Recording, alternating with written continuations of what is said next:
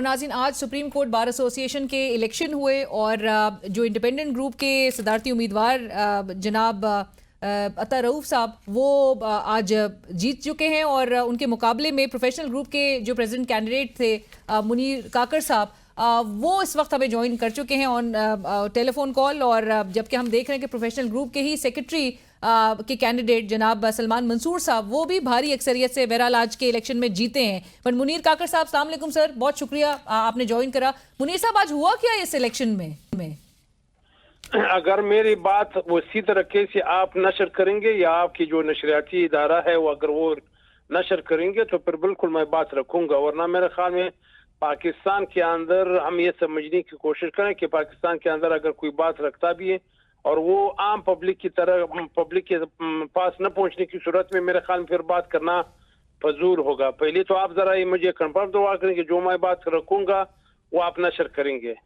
मुनीर साहब, आपका रद्द-ए-अमल जानना है कि आपके तासुरात क्या हैं। आपने धांधली का इल्जाम लगाया है तो सबसे पहला मेरा कसूर ये है कि मेरा बलूचिस्तान का डोमिसाइल है। दूसरा सबसे बड़ा वो है कि गवर्नर ऑफ बलूचिस्तान में कहाँ पर किसकी इंटरफेरेंस नहीं थी, पैसों का रेल पेल। इस वक्त जो ला मिनिस्टर आजम नजीर तारड़ हर एक वो बंदे को उसके सीवीज मांग रहे थे। सिर्फ पेशावर के अंदर 50 जजेस के लिए सीवीज मांगे गए हैं और बाकी जो हैं लॉ ऑफिसर्स के बाकी जो लॉ ऑफिसर्स के लिए सीवीज मांगे गए थे। हर एक को टेलीफोन कर रहे थे इस इलेक्शन के अंदर। मुनीर साहब, आपके प्रोफेशनल ग्रुप के ही सेक्रेटरी वो तो बहरहाल जीते हैं, सलमान मंसूर साहब। बिल्कुल जीते हैं। मैंने आपको कहा था, मैंने कहा मेरे मिसाइल बलूचिस्तान का है। बलूचिस्तान की 6 साल बाद बाहरी की रेल रिप्रेजेंटेशन न मिलने की वजूहत क्या है वो तो दूसरे लोग बता दें। तो मुनीर साहब, आपके मुकाबले में जो कैंडिडेट आसमा जहांगीर ग्रुप से थे वो भी तो बलूचिस्तान से ही ताल्लुक रखते हैं। उसने अपने आप को बलूचिस्तान कहने के गवारा ही नहीं करा था। उसने जो इलेक्शन लड़ा है वो दूसरे कार्ड पे लड़ा है। और अब मुनीर साहब, आप जो इल्जामात आयद कर रहे हैं आपके पास उनके सबूत भी मौजूद हैं? बिल्कुल मौजूद हैं। इसमें तो अभी ढकी छुपी चीजें तो नहीं है ना, कोई बात हो सकते हैं। मुनीर साहब, आपको अब अगला लाए अमल होगा क्या? क्योंकि पहले अगला अमल तो कोई नहीं है। जमहूरी प्रोसेस था, जमहूरी प्रोसेस के अंदर हमने एक पार्टिसिपेशन की थी।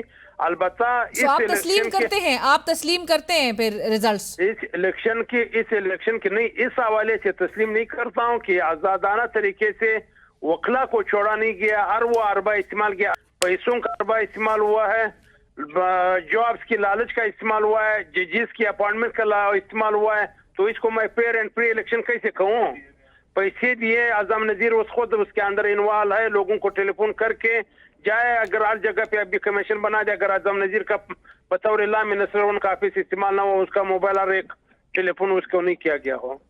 मुनीर साहब, मुझे ये भी जरूर बताइएगा कि आपका जो ग्रुप है, प्रोफेशनल ग्रुप, हामिद खान साहब आपकी इस बात को सपोर्ट करते हैं? आप जो ये कह रहे हैं, बात ये है, मेरा बलूचिस्तान की रिप्रेजेंटेशन करा था। मैं बलूचिस्तान को 6 साल की बात आ रही, मुझे अपने राइट पे खुद बात करनी है। मैं किसी और की राइट पे बात नहीं करूंगा। मेरे राइट था, मेरे सूबे की नुमाइंदगी थी, मेरे सूबे की नुमाइंदगी के ऊपर मैं सबसे ज्यादा अच्छी तरीके से बात कर भी सकता हूँ और बात रखना जानता भी हूँ।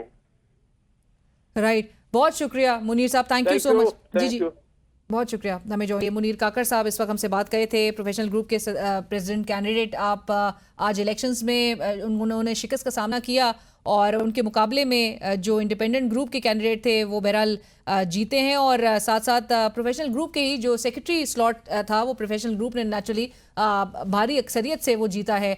लेकिन वो कहते हैं कि वो अपनी ही सिर्फ बात करेंगे। बहरहाल इसी के साथ ही प्रोग्राम की टीम अलीना शिगरी को इजाज़त दीजिए। अल्लाह हाफिज़।